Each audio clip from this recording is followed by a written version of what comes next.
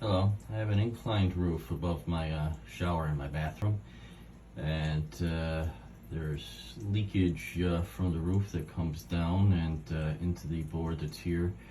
So for example, I'm going to show you just how much water moisture it shows in this actual upper board here as I move across with the actual meter. So we're going to start on one side here, and we're going to just put it in, and you'll see the reading about 9.5. So it's low still over here. It's not too bad, but it'll quickly start rising as I move across. 17.8.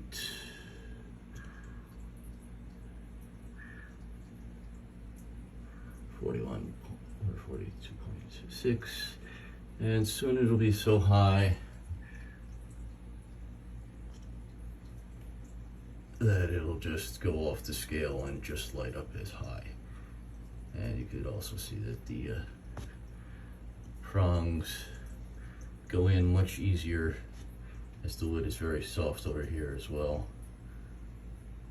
So you can see the extreme high moisture indicator up there all the way over, and that it's maxed out. As I come this way,